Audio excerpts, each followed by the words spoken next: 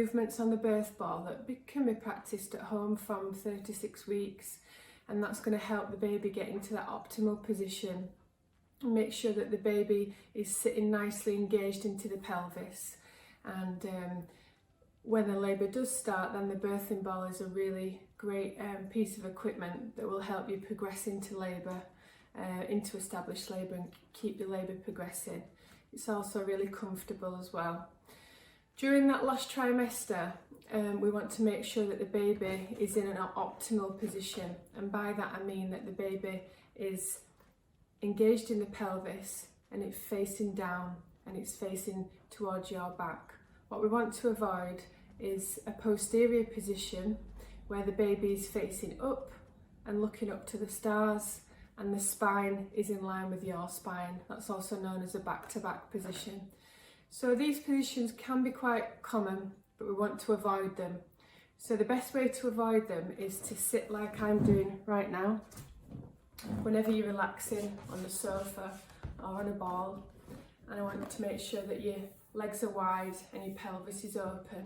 And what I don't want you to do is slouch and relax into a chair or a sofa at night time like this, because that's going to encourage that back-to-back position. So if your midwife tells you that your baby's in a back-to-back position, then there are ways to try and correct that before your labour starts.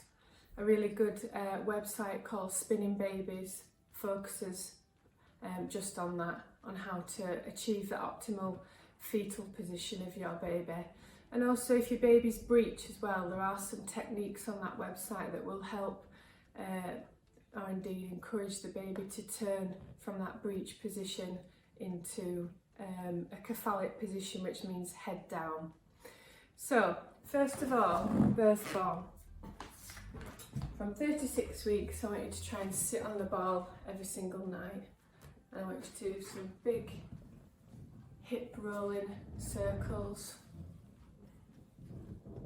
and do the other way, back and forth, round and round. And what that's doing is really opening up the pelvis and helping that baby sit into that optimal position right into your pelvis. Do that from the side so you can see from the side. Very squeaky.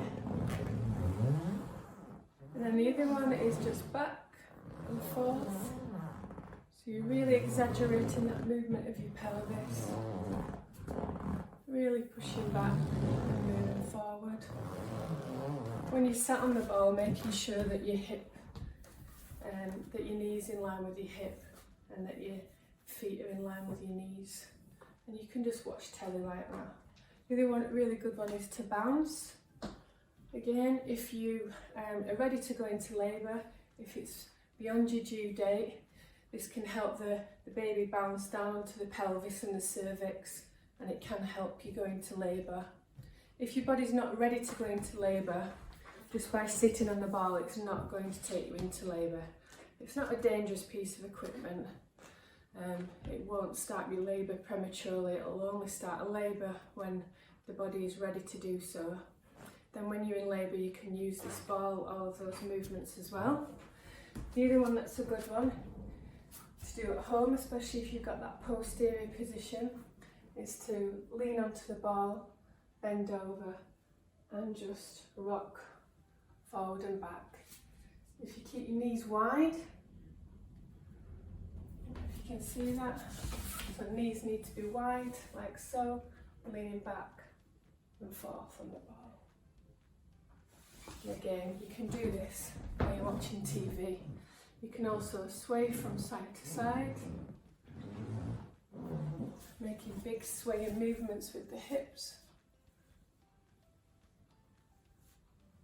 And all of these positions are very good for both preparation and labour and birth. Now ultimately, one of the best positions that I want you to practice is to squat. Now this does take some practice, so I recommend that you start trying to do this from the third trimester. So what we're aiming to do there is to strengthen the legs, so the biggest muscle in the body, the quadriceps, and We use them a lot when we're in labour. So we do know that some labours can be long, some labours can be tough, and it's all about preparing your body to go into that event.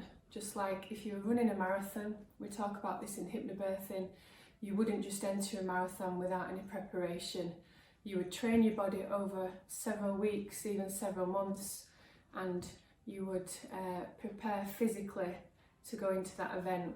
So try and think of it in that way, that labour is physical. It does require a lot of attention, a lot of energy, and a lot of power from your muscles. You will feel like the next day when you've given birth that you've had a really, really tough workout.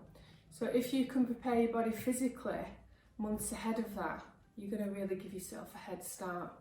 So ultimately, one of the best things that you can do is to squat. So you might want to do this gradually, and the earlier the better, because that way you haven't got the weight of the bump when you're starting out. But if you've left it till later, then that's okay. You've just got to listen to your body and just do it gradually. So you might want something to hold on to, or we can also use the ball, which I'll show you in a second. What I want you to do is feet hip distance apart and just start by going down to a right angle and just really take it slowly. Try and engage your core, so you're pulling your tummy muscles in.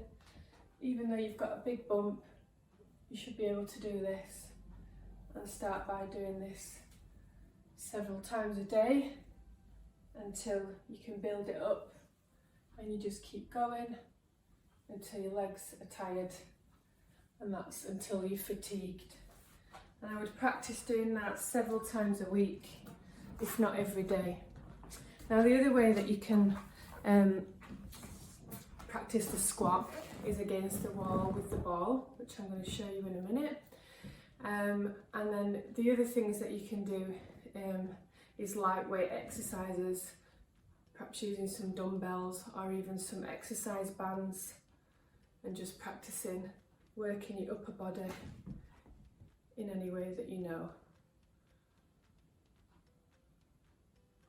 So just some light weights, doing them every day.